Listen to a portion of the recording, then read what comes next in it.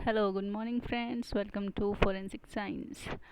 हमने हमारी last video में डिफरेंट काइंड ऑफ एविडेंसेस पढ़ा था और जिसका हम एक पार्ट कर चुके हैं फिजिकल एविडेंसेस।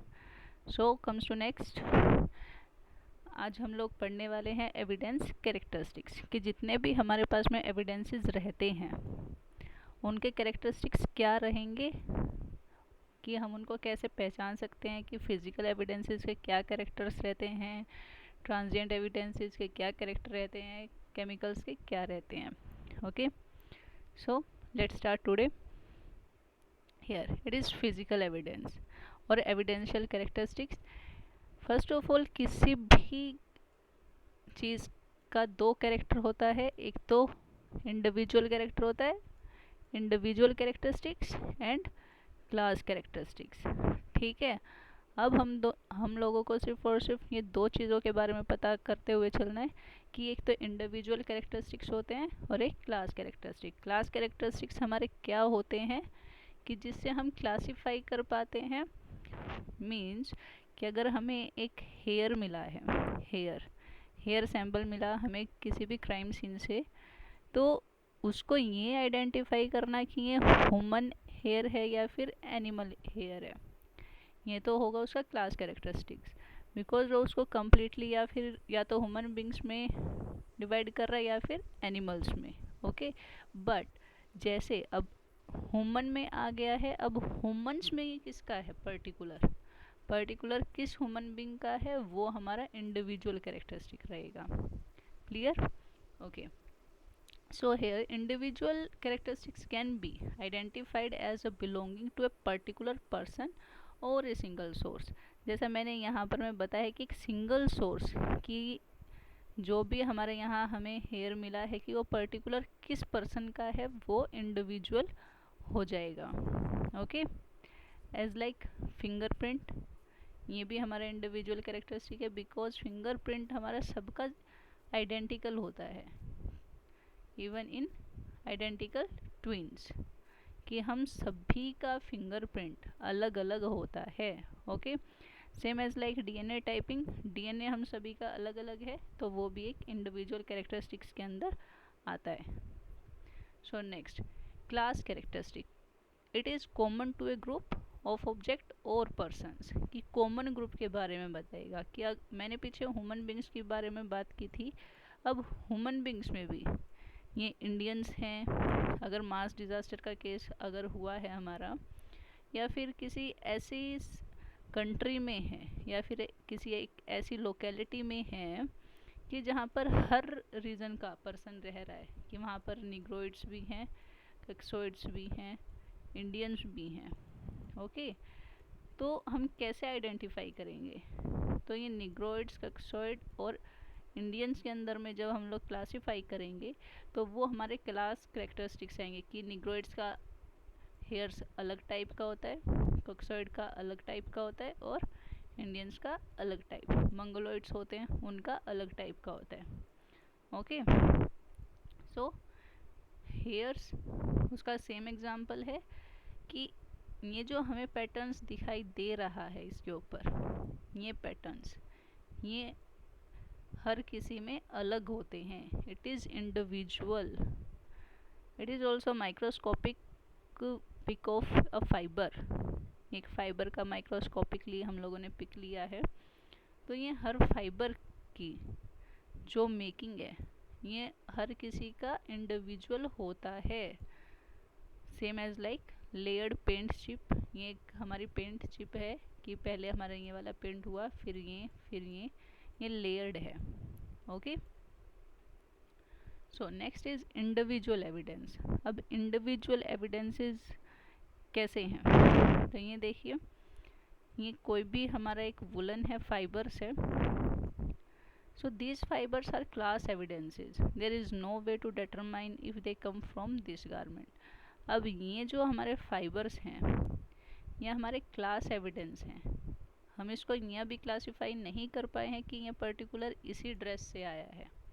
ओके, इस तरीके का फाइबर हमारा बहुत सारी जगह पर यूज़ हुआ होगा, बहुत सारी ड्रेसेस में यूज़ हुआ होगा, बट हम कंपेयर किसके साथ करेंगे, नहीं कर सकते। तो इसीलिए कहीं ना कहीं इसका फिर पर्टिकुलर मैच करना पड़ेगा कि यहाँ इसका मिसिंग पार्ट कहाँ है, और इसके एजेस से मैच करना पड़ेगा कि सेम एज यहाँ पर भी है या नहीं है, तो वो इंडिविजुअल एविडेंस रहेगा।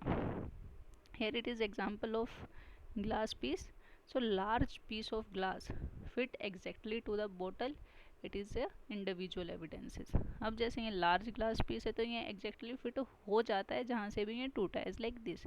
ये इधर में एक हमारा कर्वेचर शेप है और सेम कर्व हमारे यहाँ पर आया हुआ है कि हम इसको पजल के जैसे इससे अटैच कर सकते हैं सेम इस पार्ट में और इन पीसेस में। Okay, next is forensic investigation. हम लोग कैसे करते हैं? फर्स्ट ऑफ ऑल हम लोग रिकॉग्नाइज करते हैं।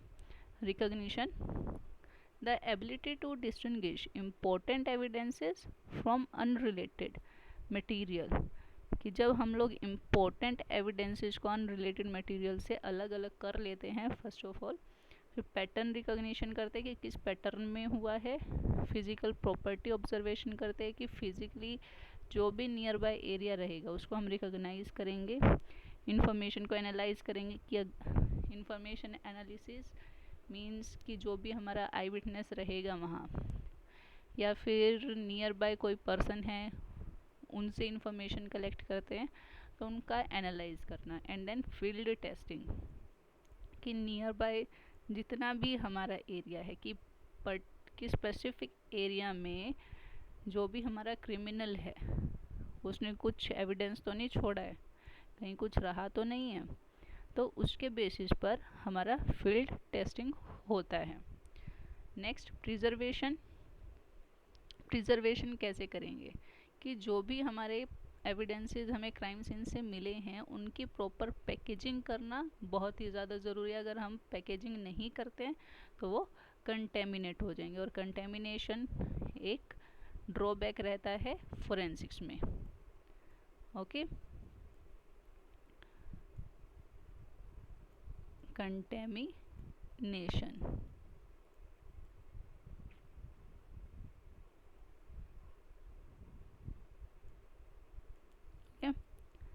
Next identification. अब प्रिजर्वेशन कर लिया, उसको आइडेंटिफाई भी करना है हमें, तो हम लोग आइडेंटिफाई कैसे करते हैं? It is using scientific testing, कि साइंटिफिक टेस्टिंग करके ही हम लोग पर्टिकुलर किसी भी चीज़ को आइडेंटिफाई कर सकते हैं। वो किस किस बेसिस पर होता है? Physical properties, chemical properties, morphological properties. जो हमारे मॉर्फोलॉजिकल प्रॉपर्टीज़ हैं वो फिजिकल प्रॉपर्टी से के जैसे ही रहता है, inter relate. Biological properties, immunological properties. Okay, इधर इसने बोला unlike CSI। CSI means crime scene investigation team. Investigation, the people who collect the evidences are not the same people who work in lab। कि जो भी हमारे evidence collect करता है, sometimes ऐसा नहीं है कि हर बार ही फोरेंसिक लैब से लोग या फिर कोई भी फोरेंसिक एक्सपर्ट ही हमारा एविडेंस कलेक्ट करता है, इनमें भी some another person. Next is, अभी हमारा पीछे आइडेंटिफिकेशन हो गया। आइडेंटिफिकेशन के बाद में कंपैरिजन, कंपेयर करना ज़रूरी है। Comparison of class characteristics measured against those of known standard and control. If all measurements are equal, then two sample may be considered to have come from the same source। कि यहाँ हम लोग comparison करते हैं first सबसे पहले class characteristics के basis पे, देन इंडिविजुअल कैरेक्टरिस्टिक्स के बेस पे। ओके, देन इंडिविजुअलाइजेशन हम लोगों ने किया। Individualisation in demonstration that the sample is unique even among the member of same class, कि सेम क्लास के अंदर हम लोगों ने यूनिकनेस को निकाला है बाय यूजिंग कंपैरिजन माइक्रोस्कोप। अब ये हमारा कंपैरिजन माइक्रोस्कोप है कि ये दो माइक्रोस्कोप हमारे इक्वली वर्क कर रहे हैं और दोनों ही हमारे कनेक्टेड हैं मॉनिटर से। ओके, एक सैंपल हम लोग इधर रखेंगे इस माइक्रोस्कोप पर और एक इधर, हम दोनों को ही फिर यहाँ पर कंपेयर करते कि दोनों ही हमारे बराबर स्क्रीन पर आ गया है। एक एविडेंस इधर है, एक इधर है, दोनों को हम लोग साइड बाय साइड कंपेयर करते हैं। Okay, after comparison it is interpretation, कि जब हमारी कंपैरिजन हो गया, इंडिविजुअलाइजेशन हो गया, तो उसके बाद इंटरप्रिटेशन भी ज़रूरी है। It is giving a meaning of all the information, कि जितनी भी इंफॉर्मेशन अब तक कलेक्ट की है फोरेंसिक इन्वेस्टिगेटर ने या फिर फोरेंसिक साइंटिस्ट ने, उसको एक रिपोर्ट में इंटरप्रेट करना भी ज़रूरी है। After that reconstruction of events in the case, कि केस में क्या कुछ हुआ था सबका सब रिकन्स्ट्रक्ट करना ज़रूरी है। It is inductive as well as deductive logic, statistical data, pattern analysis and result of laboratory analysis. Okay, आज के लिए इतना ही। सो आई होप फ्रेंड्स कि आप लोगों को ये वीडियो पसंद आई हो। अगर आप लोगों को ये वीडियो पसंद आई है then please like and subscribe my channel. और अगर आप लोगों को ऐसा लगता है कि मुझे किसी और भी टॉपिक पर वीडियो बनानी है देन प्लीज़ कमेंट बॉक्स में मेंशन करें ताकि मैं उस पर वीडियो बना पाऊँ। ओके, और अगर इस वीडियो से रिलेटेड कोई भी क्वेश्चनिंग है देन प्लीज़ कमेंट बॉक्स में आप मेंशन करें ताकि मैं उसका आंसर कर पाऊँ। Okay, thanks friend.